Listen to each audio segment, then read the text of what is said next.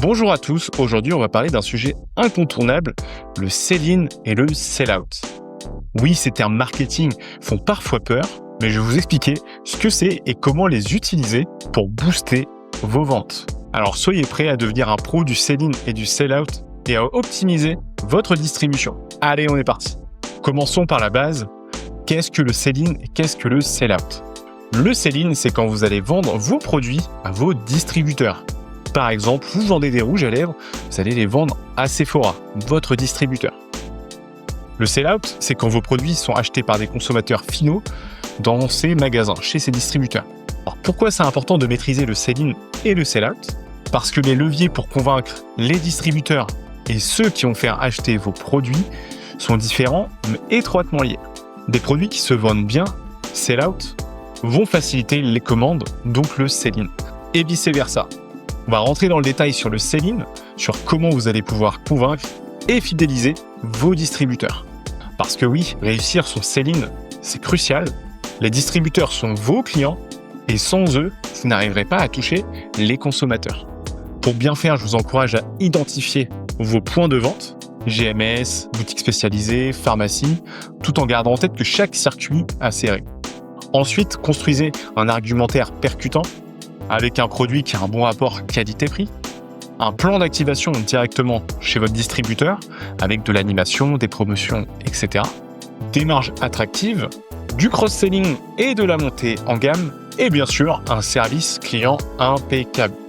En parallèle de votre argumentaire, pensez à anticiper les objections, que ce soit sur le prix, sur votre notoriété, ou alors le fait que vous vous installez sur un marché qui peut sembler saturé. Préparez vos réponses avec des données et des études auprès des consommateurs. Et puis ensuite, pensez à soigner votre sell-in avec des présentations synthétiques, des chiffres clés, des backshots, des vidéos, et adaptez votre discours en fonction de votre interlocuteur. Si vous souhaitez former et entraîner vos commerciaux, vous pouvez utiliser l'exercice de l'elevator pitch pour les faire répéter et les mettre dans des situations réelles avant un rendez-vous. Ensuite, on va regarder comment fonctionne le sell-out et comment vous allez pouvoir faire déclencher un achat auprès du consommateur final. Parce que oui, uniquement convaincre vos distributeurs, ça ne suffit pas. Pour le sell-out, voici quelques leviers qu'on peut retrouver avec premièrement un merchandising qui va être impactant, avec du facing, de la théâtralisation, du cross-selling. Ensuite, faire des promotions et animer régulièrement à travers des dégustations, des démonstrations ou encore des jeux. Vous pouvez également fournir des outils d'aide à la vente pour les conseillers ou les vendeurs chez vos distributeurs. Et tout ça autour d'une présence média, que ce soit en ligne à travers des partenariats et autres. Votre objectif, ça va être d'attirer le regard sur vous, donner envie et créer de l'achat. Sans oublier la post-vente. Parce qu'un client satisfait, ça peut devenir votre meilleur ambassadeur. Pour ça, vous pouvez faire un programme de parrainage, des clubs d'utilisateurs, des clubs d'ambassadeurs. Ça fidélise et ça prolonge la relation. Le sell-in et le sell-out sont la même face d'une même pièce. Pour ça, pensez à analyser les chiffres par enseigne, par circuit, par magasin.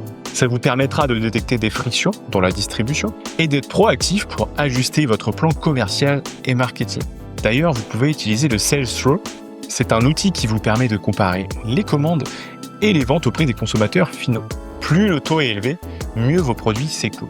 De plus, il y a d'autres KPI que vous allez pouvoir suivre. Nombre de références actives, le chiffre d'affaires par produit, la distribution, la profondeur de gamme, les marges, les promotions, etc., etc. La plupart de ces données sont disponibles via le portail distributeur. Alors suivez-les régulièrement pour ajuster si besoin. Si vous souhaitez aller plus loin dans votre stratégie, il y a des approches avancées qui existent. La première s'appelle catégorie management. En bref, vous gérez une catégorie comme un business à part entière avec vos distributeurs. Et une seconde s'appelle le revenu management, où vous allez optimiser votre chiffre d'affaires en jouant sur les prix, sur les promotions, les assortiments, le réassort, etc. Ces approches vous permettent de maximiser vos ventes et votre impact en magasin, surtout sur des produits à forte concurrence ou courte durée de vie.